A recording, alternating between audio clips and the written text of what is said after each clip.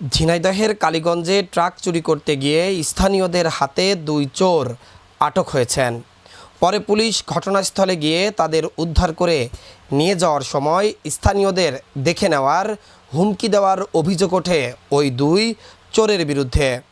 এ সময় ক্ষুব্ধ স্থানীয়রা পুলিশের সামনেই ওই দুইজনকে মারধর করেন। স্থানীয়রা জানান, কালীগঞ্জের মল্লিকনগর এলাকায় ট্রাক চুরির চেষ্টা করছিলেন দুই ব্যক্তি। বিষয়টি টের পেয়ে স্থানীয়রা তাদের আটক করে রাখেন। খবর পেয়ে পুলিশ ঘটনাস্থলে পৌঁছে দুজনকে হেফাজতে নেয়। এ সময় আটক দুই ব্যক্তি স্থানীয়দের দেখে নেওয়ার হুমকি দিলে উত্তেজনা ছড়িয়ে পড়ে। এক পর্যায়ে স্থানীয়রা তাদের উপর চড়াও হয়ে মারধরও করেন। পরে পুলিশ পরিস্থিতি নিয়ন্ত্রণে এনে দুজনকে উদ্ধার করে থানা হেফাজতে রেখেছেন। স্থানীয়দের অভিযোগ, আটক ব্যক্তিরা এর আগেও চুরি সংক্রান্ত ঘটনার সাথে জড়িত থাকতে পারেন এবং এরা দুইজনই মাদকাসক্ত। তবে তারা সত্যি ট্রাক চুরির সঙ্গে জড়িত কিনা তা তদন্তের পরই নিশ্চিত হওয়া যাবে।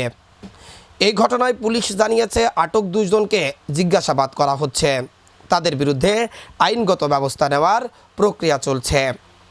উল্লেখ্য, গত কয়েক বছর ধরে কালীগঞ্জ উপজেলায় আইন শৃঙ্খলা পরিস্থিতির চরম অবনতি হয়েছে। প্রতিনিয়ত চুরি ছিনতাইয়ের ঘটনা ঘটলেও কোনো মতেই যেন রেহাই পাচ্ছে না কালীগঞ্জের সাধারণ নাগরিকরা। একদিকে মাদকের অবিরাম বিস্তার হয়েছে, অন্যদিকে চুরি ছিনতাইও বেড়েছে, যার ফলে আইন শৃঙ্খলা পরিস্থিতির চরম অবনতি হয়েছে পুরো কালীগঞ্জ জুড়ে। ওই এলাকার সাধারণ মানুষ থেকে শুরু করে কৃষকরা কিংবা পরিবহন শ্রমিকরাও এখন চরম আতঙ্কের মধ্যে দিন পার করছে। বেশ কয়েক বছর ধরে এলাকায় গরু চোরের উৎপাত ছিল। তারই জের ধরে গত কয়েকদিন আগে গরুচোর সন্দেহে দুজনকে আটক করে গণপিটুনি দেয় স্থানীয়রা। এতে প্রাণ হারায় এক চোর। সব মিলে বলা যায় যে কালীগঞ্জের পরিস্থিতি এখন উন্নতি করতে হলে আইন শৃঙ্খলার সাঁড়াশি অভিযানের কোনো বিকল্প নেই।